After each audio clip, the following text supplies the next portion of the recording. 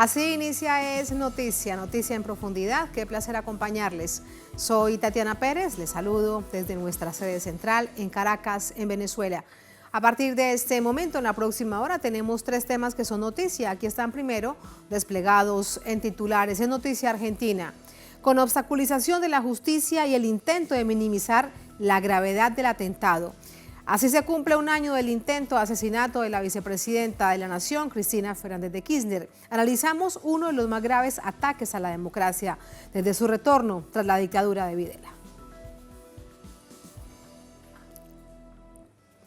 En noticia Guatemala, el presidente electo Bernardo Arévalo denunció un golpe de Estado en curso tras los intentos de la justicia por proscribir su movimiento político. Quedan aún 4 meses para la toma de posesión. Presentamos y analizamos este escenario.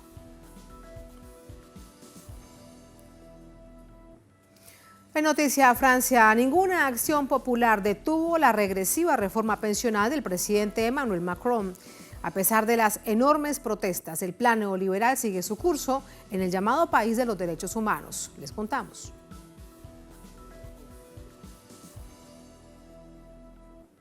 En noticia casi comienza. Bienvenidos, bienvenidas.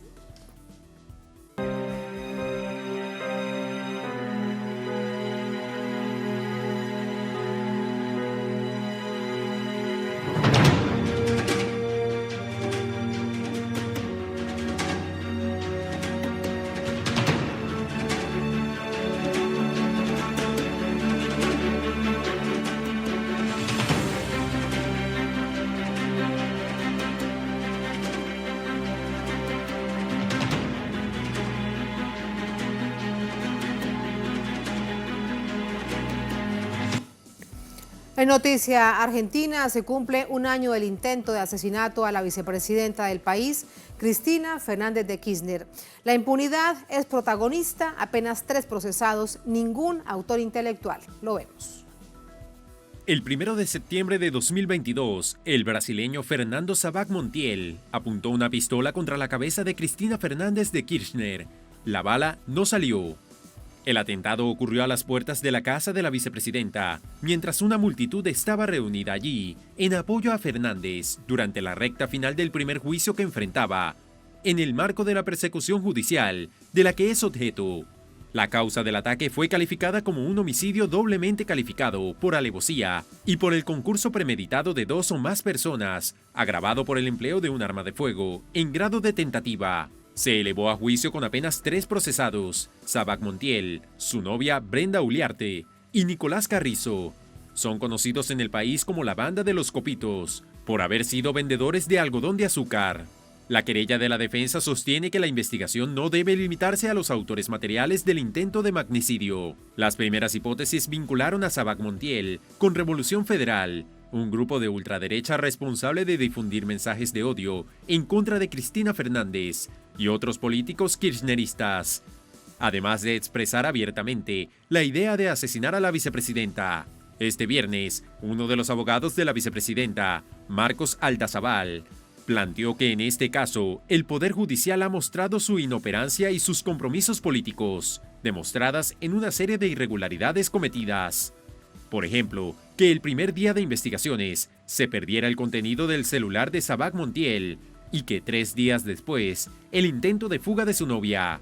Aldazabal también habló de los indicios que vinculan al ex asesor de Patricia Bullrich y exdiputado del PRO, Gerardo Milman, con el atentado y la participación de Revolución Federal. La vicepresidenta mantuvo silencio en sus redes sociales, pero compartió 2 documentales sobre el intento de magnicidio, uno de la Cámpora y otro posteado por el líder político Juan Grabois. Este último considera que, si bien el ataque contra Cristina Fernández no se consumó, ha rendido otros frutos para la extrema derecha.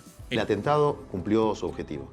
Los sucesos posteriores demuestran la magnitud política de lo que sucedió. Cristina fue proscripta, el peronismo quedó en una situación de absoluta debilidad y las fuerzas de ultraderecha lograron avanzar hacia posiciones insospechadas. Está claro que la alianza entre grupos deshumanizados de ultraderecha y fuerzas paraestatales oscuras determinó el escenario político de nuestro país, condicionando con violencia el proceso democrático. En un año, no hubo grandes avances en las investigaciones por esta causa, pero sí en acciones enmarcadas como persecución judicial contra la vicepresidenta. ¿Cómo finaliza esta jornada? Nos vamos a Buenos Aires con nuestro corresponsal Juan Carlos Bartolota. Hola Juan, buenas noches. Se habían convocado desde la víspera movilizaciones para recordar esta fecha que indignó, que preocupó, que llenó de rechazo a todo un país. Así que, ¿cómo finaliza este día? Adelante. ¿Qué tal, Tatiana? Buenas noches.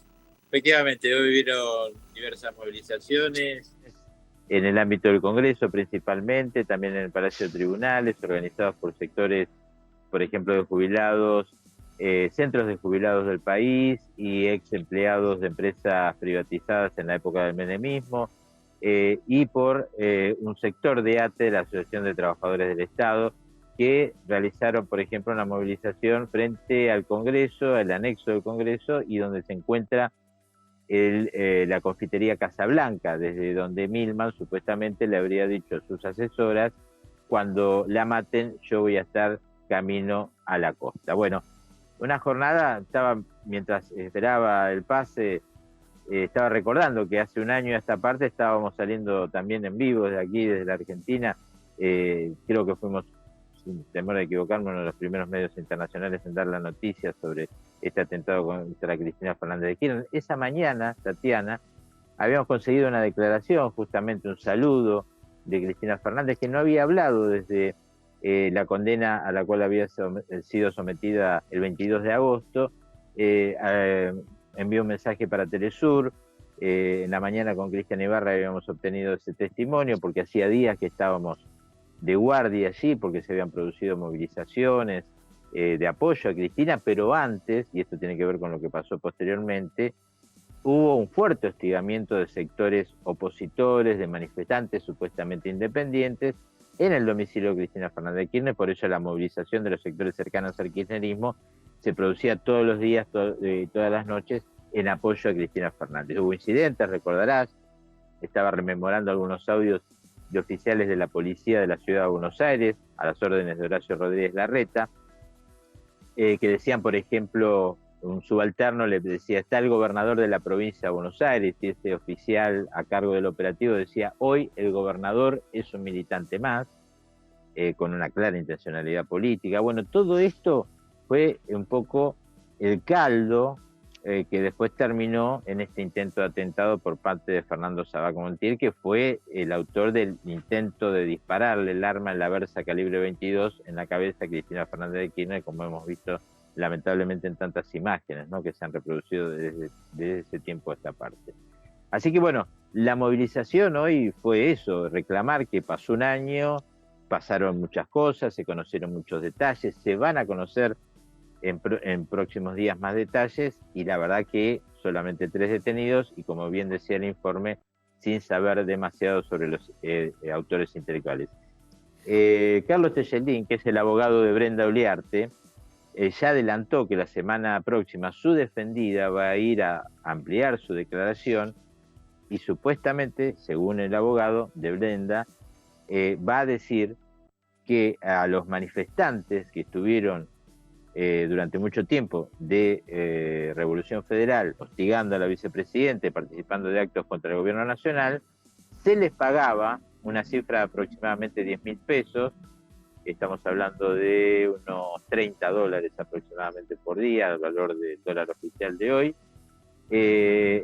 por parte, y que ese dinero salía de la caja del gobierno de la Ciudad de Buenos Aires. Este va a ser un hecho que, si se produce la semana próxima, va a generar mucha polémica para ir cerrando esta consulta que vos me hacías, Tatiana. Los hilos desde la justicia y desde la política que tanto se exigen, Juan. Tengo otra pregunta para hacerte en el marco de lo que ha sido esto, rememorar, pero antes de ello hay reacciones a través del Twitter que queremos compartir con toda nuestra audiencia. Vamos a verla. La primera de ellas, del presidente de Argentina, Alberto Fernández. Hace un año atrás atentaron contra la vida de la vicepresidenta CFK Argentina. Fue un hecho de enorme trascendencia que generó una gran conmoción social y alteró la convivencia democrática. Dice Sergio Massa, candidato a la presidencia de Argentina: a un año del atentado a CFK, quiero expresar mi solidaridad con ella y su familia en un día tan difícil. Insistir en el reclamo de justicia y repudiar la violencia política en todas sus formas y expresiones. Creo en una Argentina unida, en paz y sin odios, en la que todos y todas trabajemos para sacar el país adelante.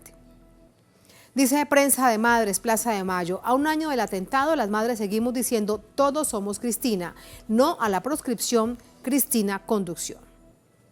Progresistas en Red, este medio de comunicación de ambos movimientos a través del mundo virtual. A un año del intento de magnicidio contra la vicepresidenta Cristina Fernández, expresamos nuestra preocupación por el avance de la justicia en el caso. No puede haber impunidad frente al hecho de violencia política más grave desde 1983. Justicia exigen.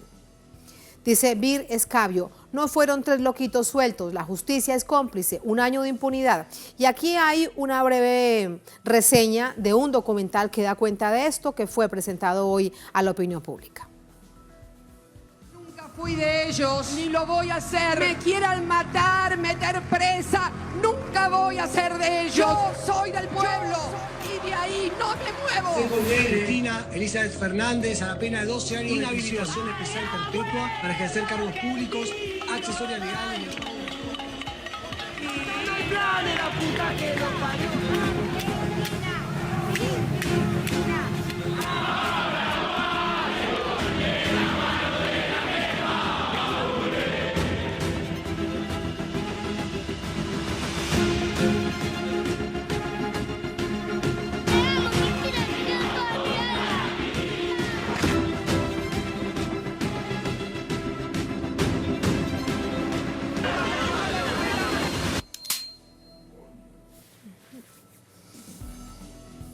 Ahí está, solamente un adelanto de este documental que vimos hoy, como se anunciaba. De hecho, la vicepresidenta lo anunciaba a través de la red social X, solamente con el titular. Juan, lo que te quería preguntar para que recordemos, de hecho, es que ese día la vicepresidenta Cristina Fernández en ese momento no se dio cuenta que había un intento de asesinarla. Fue horas después, cuando ella ingresa a su casa, que ya le cuentan y le preguntan que si está bien. De hecho, uno de sus abogados así reseña que cuando se da cuenta de todo eso, le pregunta que si está bien. Ella le dice que sí, que es lo que pasa. Y día después, ella reconoce que a pasar las horas es que se da cuenta de la gravedad de los hechos. Es así, exactamente, Tatiana. Como bien decías, lo reafirmó la propia Cristina Fernández de Kirchner, y si uno mira las imágenes nuevamente se va a dar cuenta que ella hace un gesto, se toca la cabeza de esta manera, hay un libro que cae o algo que cae, se levanta a recogerlo y luego continúa saludando a los manifestantes. Es un grupo justamente de militantes que venían realizando una custodia adicional a la custodia que tiene la vicepresidenta Cristina Fernández de Kirchner, los que neutralizan a Fernando Sabac Montiel, se lo llevan aparte y lo retienen hasta que llega la policía. Muchas cosas que pasaron en esa jornada, bueno, dan mucho que pensar, la presencia de los copitos dando vueltas, la propia Brenda Uriarte en el lugar. Hubo una tarea de inteligencia, según los investigadores, según los abogados, previo a este ataque. Por eso es tan importante que la justicia investigue a Revolución Federal, que es lo que está pidiendo justamente la querella, la propia Cristina Fernández de Kirchner, porque allí hubieron mensajes de odio claramente y se preparó ese caldo de cultivo que terminó en este intento de atentado contra Cristina Fernández de Kirchner. Pero sí, sintetizando, obviamente Cristina Fernández ese día claramente no se dio cuenta de lo que estaba pasando, hasta que después, cuando le ingresan a su domicilio, sí ya le cuentan con más detalle lo que había sucedido, ¿no? Realmente escuchaba, yo te diría que en la memoria particular mía, desde el 83 en adelante, yo diría que es el hecho más grave desde el punto de vista institucional, conjuntamente, si se quiere, con los alzamientos militares que hubo contra el presidente Raúl Ricardo Alfonsín y el último que se realizó contra Carlos Menem, ¿no? Creo que esos 3 son hitos de esto. Sí, lo compartes, así que con muchos y muchas argentinas y en distintas partes del mundo que así lo han ubicado en el contexto histórico. Juan, gracias, muy buenas noches. Un datito más para Dime. cerrar, muy ¿Sí? cortito. Tranquilo, adelante. Además de esto que te decía de Carlos Tejeldín, el abogado de Brenda Uriarte, que dice que va a declarar, hablando de que el dinero habría salido de las arcas del gobierno de la ciudad, también adelanta que quien les habría pagado a los manifestantes esos 10.000 pesos sería la asesora de Gerardo Milman, a la cual en las oficinas de Patricia Bullrich, hoy candidata a la presidencia de la Nación, se le borró el contenido de su celular. Un dato también para tener en cuenta. Dato para tener en cuenta que tiene muchísimo peso, porque parte del análisis que ya voy con nuestro invitado tiene que ver con los primeros días y previo al atentado a la vicepresidenta, donde no se actuó realmente. Bueno, el asunto ahora es pues que lo diga ante la justicia. Gracias, Juan. Buenas noches. Buenas noches, Buenas Tatiana. noches. El análisis es a esta hora con Daniel Barrios. Él es periodista, nos acompaña desde Buenos Aires. Daniel, buenas noches, bienvenido. ¿Cómo estás? Muy buenas noches, Tatiana. Gracias por convocarme, como siempre. Un gusto. Muchísimas gracias. Bueno, lo que le decía a Juan, y por allí quiero comenzar este análisis, porque hoy en todo lo que se ha rememorado, lo que se ha recordado, los días posteriores al intento de asesinato de la vicepresidenta y las horas previas, se pone el acento en que faltó celeridad en la justicia. Es como si la justicia no hubiese querido hacer nada esos días que resultan fundamentales para cualquier investigación en cualquier parte del mundo. ¿Cuál es tu análisis? Es claro lo que dicen ustedes, es muy claro y muy exacto. La justicia argentina aparentemente no ha querido investigar y de hecho no ha dado cuenta de las irregularidades que hicieron. Recordemos, como bien decía nuestro colega Juan, vamos a hacer un apartado ya que estamos, porque hace un año estuvimos juntos al aire, Tatiana, desde prácticamente minutos después que se produjese este hecho, y lo que en ese momento comenzó como la cobertura del acompañamiento de la militancia a la vicepresidenta Cristina Fernández de Kirchner, terminó como la crónica de un intento de magnicidio, un intento de femicidio también, contra Cristina Fernández de Kirchner. Lo que decías, las irregularidades de la justicia son muchas y notables. Primero, a Fernando Sabac Montiel, el ejecutor del intento de asesinato, quien gatilló 2 veces sobre la cabeza de Cristina Fernández, lo detiene la misma militancia. La intervención fue rápida de personas que estaban ahí. El celular que cae al piso lo preserva uno de los asistentes a la marcha de apoyo a Cristina Fernández de Kirchner. Lo entrega y inmediatamente, después de unas horas es entregado a la justicia. Y en la justicia el celular se recibió en forma irregular. Se recibió abierto, con un mensaje de error en la pantalla, con el chip y la memoria fuera del aparato, y es como que evidentemente fuese manipulado para tratar de eliminar pruebas. Y una de las cosas que no se le entregó a la justicia es algo que se hace en cada uno de estos procedimientos judiciales. Un acta en donde consta el recorrido y la cadena de custodia que ha tenido ese teléfono celular. De hecho, nunca apareció, nunca se presentó y no sabemos quiénes fueron los responsables de haberlo manipulado. Este fue uno de los principales y primeros indicios de que la investigación de la causa iba a ser por lo menos engorrosa.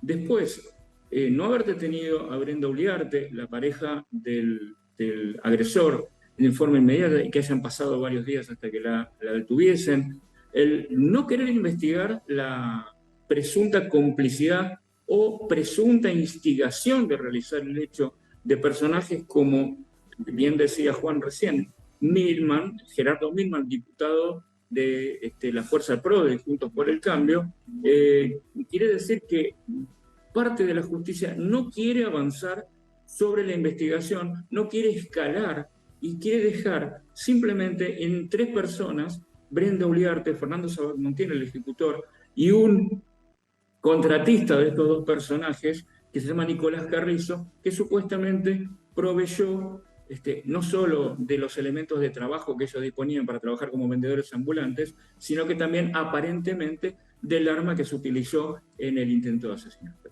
Daniel, si se confirma lo que ya ha adelantado a la prensa el abogado de Brenda Uliarte, esto sí sería un verdadero giro de las investigaciones, pero no sería una sorpresa, porque se ha denunciado desde el minuto cero el intento de asesinar a la vicepresidenta Cristina Fernández, que desde la perspectiva política estaba a la extrema derecha y que habían acciones del jefe de gobierno en contra de los manifestantes durante esos días, pues que también tenían una simbología, que tenían un significado. ¿Qué opinas de esto? Además, porque lo dice por adelantado, sí, lo que tiene que hacer es ir a testificar ante la justicia.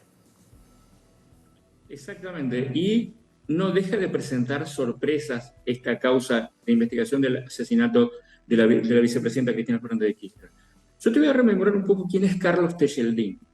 Carlos Tejeldín, hoy abogado, es un personaje que se vio envuelto en el año 1994 con un brutal atentado que hubo contra la DAIA y la AMIA, dos entidades de la comunidad judía argentina. Una bomba hizo explotar el edificio que contenía a estas dos entidades, con centenares de muertos, centenares de heridos, y que fue, después del bombardeo a Plaza de Mayo de 1955, el atentado más grande que se registrase en la República Argentina. Carlos Tejeldín fue acusado por pertenecer a una organización entre delincuencial y policial que proveyó de una camioneta donde supuestamente ingresa la bomba que después haría detonar este edificio. Tejeldín, por este tema, estuvo preso durante mucho tiempo, en la cárcel se recibió de abogado. Es un personaje que podemos decir entre turbio y oscuro, que siempre defiende personajes poco contenidos dentro de lo normal, y ahora dio la sorpresa a Tejeldín en informar que era el abogado de Brenda Uliarte, supuestamente cómplice en este atentado, que, digamos, todas las pruebas parecen indicar que así lo es, y adelantar de esta manera lo que va a decir. Él mismo, Tejeldín, nos decía hace 2 o 3 días atrás que no iba a seguir revelando más cosas de lo que iba a decir Brenda Uliarte, porque si no, esto invalidaría el testimonio ante la justicia.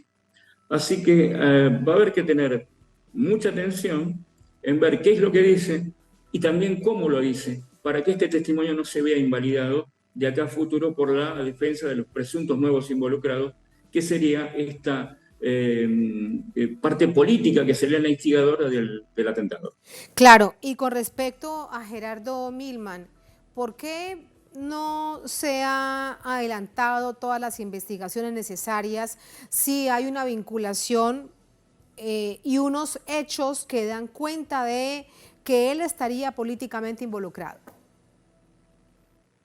Gerardo Milman, que fuera funcionario del Ministerio de Seguridad de la hoy candidata por Juntos por el Cambio, Patricia Bullrich, tiene también muchas vinculaciones con sectores de la seguridad que poca seguridad proveen, y la justicia decidió no incluirlo en la investigación inicialmente, a pesar de las declaraciones que habían que lo podíamos ver involucrado aparentemente en el tema. Yo creo que ante un hecho de tal magnitud y que provoca tal conmoción social, la justicia debería investigar, aunque sea las menores posibilidades, ¿no?, que ver detrás de cada una de las pistas. Sin embargo, a Milman y a su serie de asistentes femeninas no se las investigó, se les dio meses para ocultar pruebas. Incluso las mismas colaboradoras de Milman han dicho que llevaron sus teléfonos celulares a un asesor de seguridad en la fundación que tiene Patricia Bullrich para que sea borrado este equipo.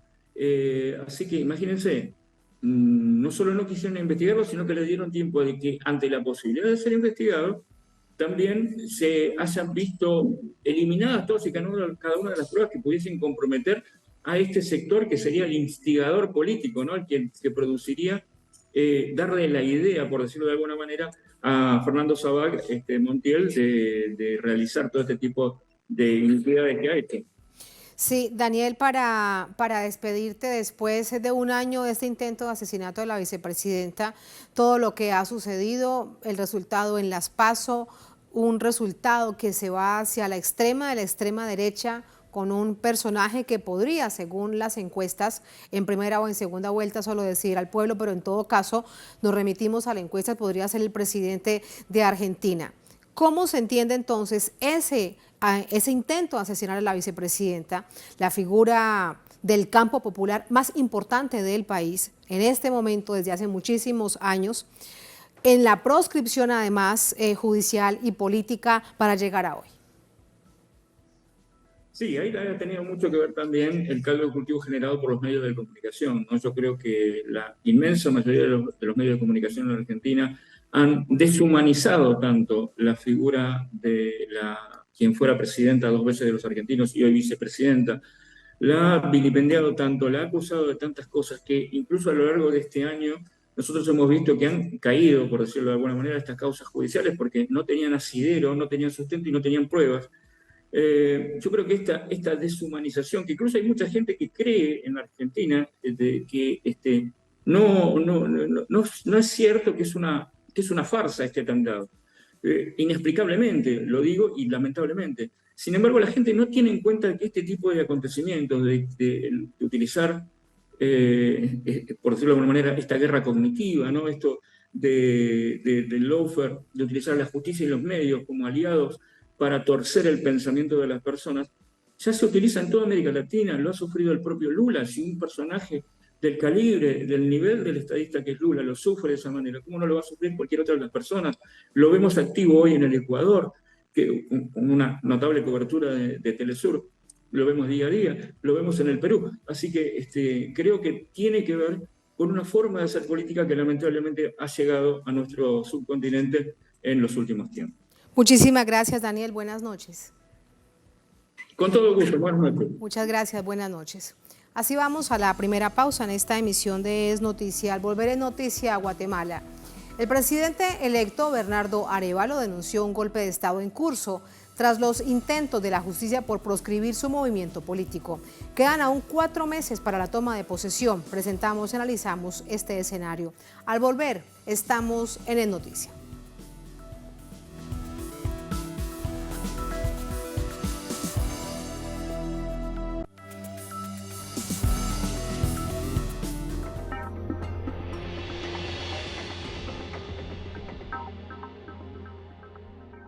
Nuestros podcasts saltan a la pantalla. Disfruta todos los sábados del contenido que ofrecemos en nuestra multiplataforma. Hay eventos y temas que se relacionan entre sí y el análisis de Janet nos muestra el mundo conexo. Conoce los rostros de aquellos que siguen construyendo y aportando por nuestro continente en Los Nadies con Patricia Villegas. Pasa un momento agradable junto a José Delgado en Orbe Arte. Sigue a través de nuestra multiplataforma todo lo que ofrecemos para ti. En estreno. Sábado. Solo por Telesur.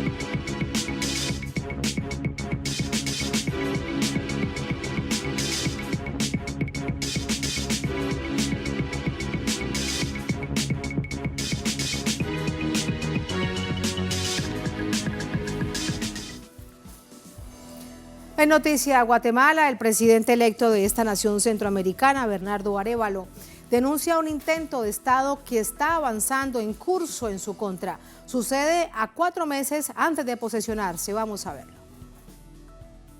En conferencia de prensa, el binomio electo del partido Semilla, Bernardo Arévalo y Karine Herrera, denunciaron un intento de golpe de Estado promovido desde la institucionalidad, quienes deben ser garantes de la justicia en el país.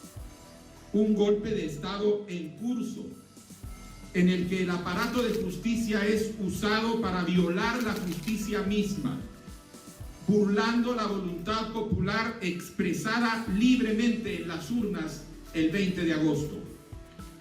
se está llevando a cabo paso a paso, mediante acciones espurias, ilegítimas e ilegales, en distintas instancias, cuyo objetivo es impedir la toma de posesión de las autoridades electas. Como responsables de estas acciones, Arévalo señaló directamente a la fiscal general y jefa de Ministerio Público, Consuelo Porras, al titular de la Fiscalía Especial contra la Impunidad, Rafael Currichiche, al juez séptimo de instancia penal, Freddy Orellana, y a la Junta Directiva del Congreso. A esto, ciudadanos no tardaron en reaccionar. Lo que no quieren es que gobierne el movimiento Semilla. ¿Por qué? Porque Bernardo Arévalo ha dicho de que pues va a erradicar la corrupción. Él en sus palabras mismas dice, va a cerrar esos chorros de la corrupción. ¿Y dónde están esos chorros de la corrupción? En el Congreso. Movimientos sociales realizaron plantón a solicitud de la renuncia de la fiscal general y anunciaron movilización masiva a partir del sábado 2 de septiembre. Manifestamos que a partir de la presente fecha nos declaramos en asamblea permanente y responsabilizamos al gobierno central, a los entes de impartición de justicia y a los sectores recalcitrantes de nuestro país por las acciones que nos veremos obligados a realizar. Que exigimos la inmediata separación del cargo de la señora Consuelo Porras en el Ministerio Público y de los fiscales involucrados en la desestabilización de la democracia. Guatemala no puede continuar en democracia si la fiscal general sigue en ese puesto. Esto es un grito ciudadano de más de 100.000 firmas que ustedes pueden ver hoy, que están contenidas con nombre y apellido de las personas que firmaron y compartieron. En su cuenta en X, la Organización de los Estados Americanos aprobó la declaración de los acontecimientos recientes en el país reconocidos por el Estado. De acuerdo a datos electorales, el movimiento Semilla obtuvo en la segunda vuelta de las elecciones presidenciales más del 60,9% de los votos y el Tribunal Supremo Electoral oficializó los resultados. Sin embargo, el pasado lunes, el registro de ciudadanos suspendió de manera provisional al partido por decisión judicial del juez Freddy Orellana. En paralelo, la Junta Directiva del Congreso, presidida por la diputada Shirley Rivera, desconoció a la bancada y declaró como independientes a los diputados de esa fuerza política, de acuerdo a declaraciones de los afectados. Allí los hechos, vamos a entrar con el análisis. Para ello nos acompaña Marcelo Colucci, es analista político, es docente universitario, nos acompaña de Ciudad de Guatemala. Profesor, buenas noches, bienvenido, ¿cómo está? Bien, preocupado, realmente preocupado por esta situación.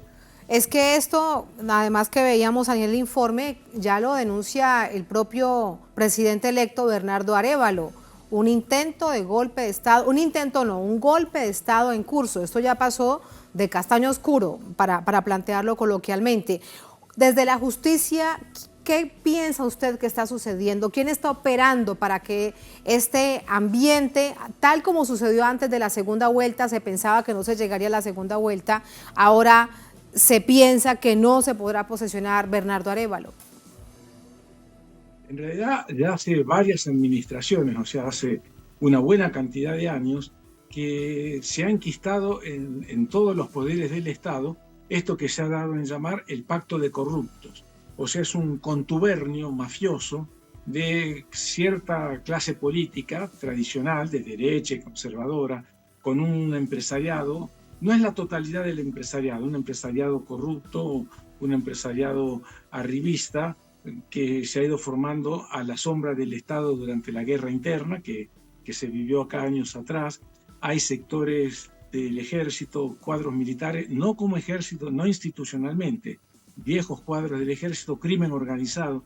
O sea, es un revoltijo mafioso que, bueno, insisto, se han ido enquistando en las estructuras del Estado, copando todos los poderes, no solo el Congreso, el Ejecutivo, el Congreso, el Poder Legislativo, el Poder Judicial, en fin, todas las instancias de gobierno, ¿no?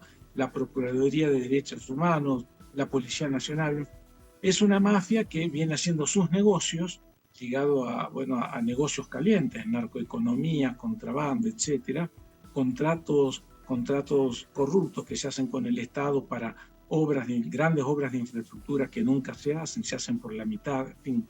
Todo este grupo hace ya varias administraciones que está enquistado ahí y va ganando crecientemente más poder, más presencia económica, por tanto política, desde el poder central, desde la capital, y en muchos casos en alcaldías municipales, en numerosos municipios del país. Todo ese pacto, ese grupo, no quiere soltar el poder en absoluto. El movimiento Semilla gana las elecciones con un llamado a luchar contra la corrupción, o sea que son absolutamente enemigos. Este pacto de corruptos tiembla ante la posibilidad de que Bernardo Arévalo y el Grupo Semilla realmente tomen posesión. Primero temblaban ante la posibilidad que ganara. Ganó por una amplia, abrumadora mayoría, con 20% de distancia contra la contrincante, Sandra Torres. Ganó, y ahora viene todo el proceso de obstaculizarlo. De hecho, sí, ya estamos cursando un virtual golpe de Estado técnico. Se desconoce al movimiento Semilla, se buscan artimañas legales para obstaculizarlo todo lo posible. Quienes han tomado la figura principal en esta lucha, en esta supuesta lucha legal, no es una lucha, esto es un atentado, dice llanamente, es el Ministerio Público a través de la fiscal general, Consuelo Porras, y el fiscal contra la impunidad, un tal Rafael Curruchiche. Se está inventando cualquier argumento para detener la toma de posesión. Bueno, faltan 4 meses. Es que es mucho tiempo, profesor. En 4 meses pueden pasar muchas cosas en este escenario de incertidumbre y tan caldeado. ¿Qué músculo observa usted como una expresión popular que sea contención de esto que está sucediendo? Felizmente la gente, la población está reaccionando, estamos reaccionando. Mañana, de hecho, hay una gran marcha multitudinaria convocada por muy amplios sectores de la ciudadanía, de todo un poco, sindicato, movimiento campesino, universidad, centros de investigación, en fin. Es un movimiento realmente popular, masivo, en defensa de la democracia, del Estado de Derecho. Bueno, vamos a ver cómo escala esto. Incluso el Grupo Semilla ha mencionado que hay un posible intento de magnicidio en curso, hasta se le ha dado nombre, el Plan Colosio, en alusión al candidato mexicano asesinado tiempo atrás, ¿no? O sea que estamos ante un escenario bastante complicado y preocupante. ¿Hasta dónde va a llegar este pacto de corruptos? ¿Y hasta dónde quiere impedir el ascenso de Semilla? Bueno, está por verse. La única respuesta realmente para contener esto es la movilización popular. Y bueno, y mañana vamos a ver, va a ser un termómetro de cómo está esto, ¿cierto? Mañana se verá esa expresión, qué músculo tiene. Ahora, profesor Colucci, ¿qué papel observa usted en las acciones del Ejecutivo en cabeza del presidente, aún en funciones, Alejandro Giammattei? Porque desde la presidencia se dice que ya se hace el plan, la agenda para el traspaso de poder, para que sea una transición pacífica. De hecho, hace muy poco el presidente Giammattei decía que ha invitado a este proceso a Almagro, al secretario general de la OEA, que bien lo conocemos por ser cabeza de los intentos y golpes, algunos intentos, otros golpes de Estado en nuestra América Latina, pero bueno, él cree en la OEA, por lo menos oficialmente, como un organismo que puede ayudar en este momento al país. ¿Cómo observa usted ese papel del presidente Giammattei? Podría haber acá un doble discurso. Oficialmente ha dicho esto si ya empieza el proceso de transición, y él juró y aseguró que el 14 de enero del 2024 va a entregar el mando. Lo que pasa es que puede haber acá un doble rasero. Se dice esto, se declara esto, mientras el Ministerio Público, que en este momento es el operador político del gobierno, el Ministerio Público, a través de la Fiscal General y la Fiscalía contra la Impunidad, es la que está llevando adelante todo este proceso de obstaculización para el movimiento Semilla. Sí, oficialmente se declara una cosa, pero sabemos que se dice algo oficialmente y se hace otra por debajo. O sea, el gobierno en general ha tenido, el Ejecutivo, ¿no?, con Alejandro Giammattei a la cabeza, ha tenido discreto silencio ahora, prácticamente no ha hablado, no ha dado declaraciones, lo cual es muy sospechoso, ¿no? Solamente dijo esto ante la OEA. La OEA ya sabemos cuál es su papel histórico en Latinoamérica. No es precisamente la garantía para los movimientos populares, para los pueblos latinoamericanos. Pero en este momento ha tenido un discurso pro-democracia para garantizar la continuidad del Estado de Derecho, tal como lo ha tenido también Estados Unidos, la Unión Europea, ¿no? Se habla de continuar el proceso democrático, aceptar el veredicto de las urnas, que ha dado claramente el triunfo a Bernardo Arévalo, y hacer una transición pacífica, democrática. Bueno, esto es lo que se dice. De todos modos, está por verse cómo se puede jugar esto, porque esto de tratar de desarticular el movimiento Semilla, se habló incluso de la posibilidad de encarcelar operadores, militantes del movimiento Semilla, hasta se llegaría a la posibilidad de poder encarcelar a Bernardo Arévalo. En fin, hay un mar revuelto que no está claro para dónde va a seguir y hasta dónde está dispuesto el pacto de corruptos a actuar, ¿no? Y sobre todo, profesor, usted nombraba a Estados Unidos, con Estados Unidos que los tiene pues prácticamente en la nuca, como bien conocemos, en varias naciones centroamericanas, siguiéndoles paso a paso, y frecuentemente les dice, estamos pendientes de esto, tienen que mantenerse todo por la línea de la democracia. ¿Qué peso cree usted que tendrá esto? Mire, sabemos que Centroamérica, más que incluso en Sudamérica, todo lo que sucede acá pasa por la embajada, ¿cierto? Que es el poder real, ¿cierto? El que finalmente da el visto bueno a todo lo que sucede en términos políticos. De momento la embajada tiene hasta el gobierno de Estados Unidos tiene una posición pro-democracia. En realidad no ve con los mejores buenos ojos al pacto de corruptos. De todos modos, hasta ahora ha tenido un silencio bastante cómplice respecto al pacto de corruptos, porque todo indicaría que ese pacto de corruptos ya tiene negociado desde hace algunos años atrás el voto afirmativo para Taiwán y para Israel, siempre a favor de Estados Unidos, en las votaciones de Naciones Unidas. Por eso se lo ha dejado hacer al pacto de corruptos. Veamos cómo juega Estados Unidos. Sabemos que ninguna declaración de Washington es azarosa, inocente, y lo único que quieren es no perder su hegemonía continental, por supuesto, menos aún ahora en esta instancia donde los BRICS empiezan a fortalecerse, a empezar a ser un elemento de mucha importancia económica y geopolítica, y con la presencia cada vez más grande de Rusia y China en estas tierras latinoamericanas. O sea, hay que estar expectante. De Estados Unidos uno puede esperar cualquier cosa. Cualquier cosa como de la OEA, y esta visión geopolítica es clave. Dos naciones de nuestra América Latina en los BRICS, que son Brasil y Argentina, que abren más las puertas a estas naciones potencias emergentes. Profesor, muchísimas gracias, un gusto escuchar su análisis. Buenas noches. Gracias a ustedes. Hasta luego, muchas gracias. Así vamos a la última pausa en esta emisión de Es Noticia. Al volver en Noticia Francia, ninguna acción popular detuvo la regresiva reforma pensional del presidente de este país europeo, Emmanuel Macron. A pesar de las enormes protestas, el plan neoliberal sigue su curso en el país del llamado derechos humanos. Les contamos y analizamos al volver en Es Noticia.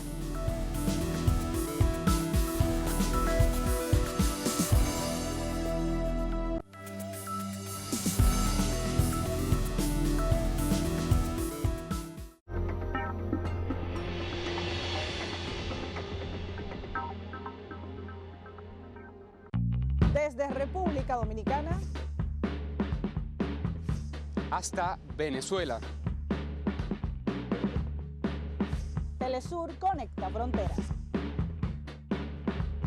Telesur siempre da más.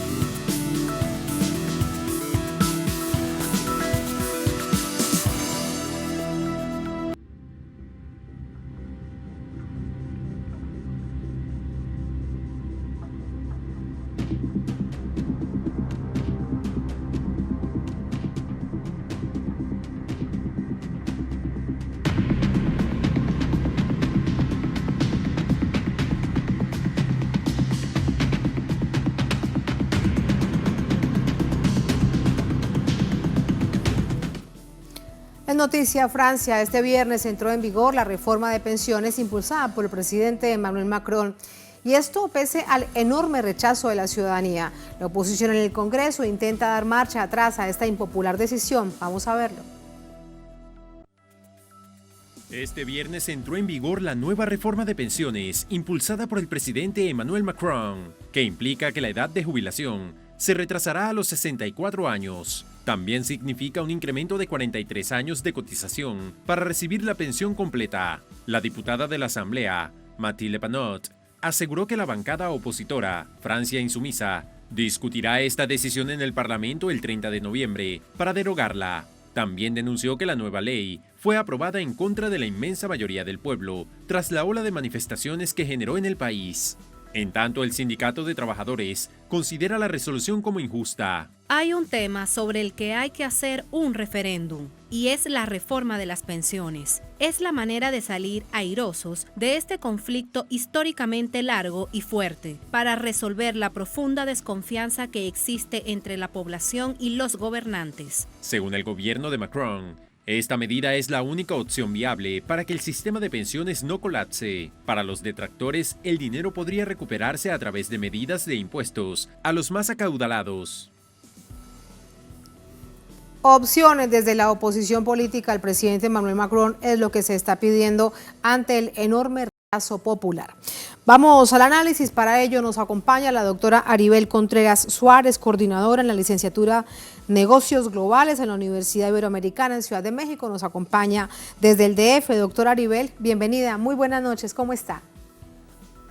Muy buenas noches, mi querida Tatiana. Como siempre, un gusto poder saludarte y estar aquí contigo y con todo tu auditorio. Muchísimas gracias, doctora Aribel. Pues ya es un hecho. Entra en vigor esta regresiva reforma pensional. Hubo enormes marchas, enormes movilizaciones en todo el país, una semana prácticamente de la nación paralizada, los más grandes sindicatos se fueron a huelga y nada la detuvo. ¿Cómo lo logra el presidente Emmanuel Macron? Así es, Tatiana, recordaremos estas imágenes que dieron la vuelta al mundo, que parecía que fueran imágenes de otros países menos de Francia.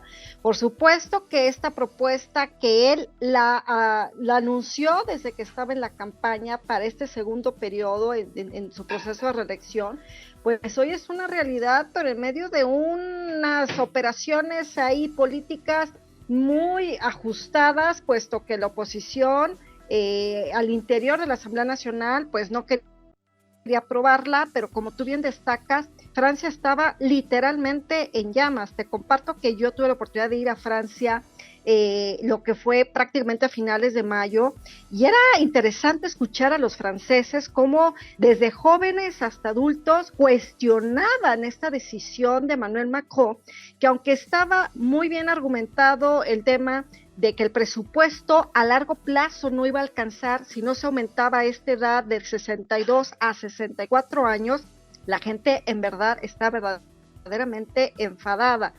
Cuando yo regresé me volvieron a retomar estas manifestaciones y bueno, hoy pues ya ha llegado esta fecha, una fecha en la que Emmanuel Macron, ¿cómo se encuentra? Debilitado, con todos estos frentes abiertos que se han venido generando al interior del continente africano, pues vemos a un Emmanuel Macron no tan fortalecido como estaba hace un año y que en medio de su agenda de política exterior, más esta agenda de temas, me parece que no le está yendo nada bien al interior del Eliseo, Tatiana. Doctora Aribel, en todo caso, él está cumpliendo una agenda neoliberal. A quien seguramente le está yendo bien es al sector que le exigió en tiempo de campaña que debía avanzar con esa agenda neoliberal. Sí, claro, por supuesto. De hecho, recordaremos que para que cualquier candidato pueda avanzar y obtener votos, pues tiene que hacer compromisos con ciertos sectores, y el sector empresarial, pues obviamente fue un actor clave para que él pudiera avanzar. Sin embargo, Tatiana, yo veo que estos puntos se van acumulando, para que en las siguientes elecciones, que serán en 4 años en Francia, pues le permite fortalecer a la ultraizquierda y entonces la ultraderecha, y entonces estaremos viendo a una Marine Le Pen mucho más fortalecida, y estos son justamente esas pequeñas o grandes municiones políticas para que después en un escenario electoral, pues la ultraderecha le arrebate el poder a Emmanuel Macron. Unos ganan, otros pierden, pero me parece que la coyuntura actual, que en particular Francia está viviendo con todo el escenario, más allá de la situación en Ucrania, vemos que no la tiene fácil y que aunque por la cuestión de la reforma de pensiones, aún pensando en un plazo largo del año 2027, donde se tendrá que reconsiderar varios elementos y donde se pone sobre la mesa que un francés tendrá que para que entonces se le dé la pensión completa, pues esto, por supuesto, Tatiana, enfurece a los franceses, puesto que su bolsillo está sumamente mermado a la luz del altísimo costo que ha ocasionado la guerra. O sea, te puedo decir que Francia está sumamente, o sea, mucho más caro que antes. La inflación es una cosa exacerbada, y ahora que se avecina el invierno y donde las facturas por cuestiones de luz y de gas se incrementarán, pues estaremos también viendo que nuevamente este movimiento de los chalecos amarillos nuevamente estarán pues convocando manifestaciones en ciertos momentos, algo que Emmanuel Macron había lidiado ya desde el año 2018, pero que luego vino el movimiento de las batas blancas en pandemia, y bueno, ahora con esta situación de la reforma de pensiones, pues vaya situación y vaya escenario en el que el presidente galo se ha tenido que enfrentar y seguirá enfrentándose. Doctora Aribel, usted dice algo que es muy real y que afecta a todo el bloque europeo porque ha apoyado directamente, además, me dicen que hemos perdido la comunicación con la profesora Aribel Contreras. Profesora, ¿me escucha? 926, a ver si la tenemos un minuto más para finalizar, y si no, lamentablemente debemos despedir esta emisión. La pregunta que le quería plantear a la doctora Aribel es que, si bien es cierto, es real que el bloque europeo está muy golpeado por esta guerra de Occidente encabezada por la OTAN contra Rusia y como excusa a Ucrania, la verdad es que esto viene desde mucho tiempo atrás. Ese llamado desmonte del estado de bienestar después de la Segunda Guerra Mundial, pues la verdad es que no toca fin, y lo vemos a través de jefes de Estado, de presidentes, de gobiernos como Emmanuel Macron, que gana la reelección con esas promesas para el sector empresarial. Bueno, lamentablemente hemos perdido la comunicación con nuestra invitada y debemos despedir esta emisión. A todos, gracias por habernos acompañado. Seguimos atentos de este y tantos análisis con respecto a lo que sucede allí en Francia. A ustedes, gracias, que tengan todos y todas buen fin de semana. Hasta el lunes.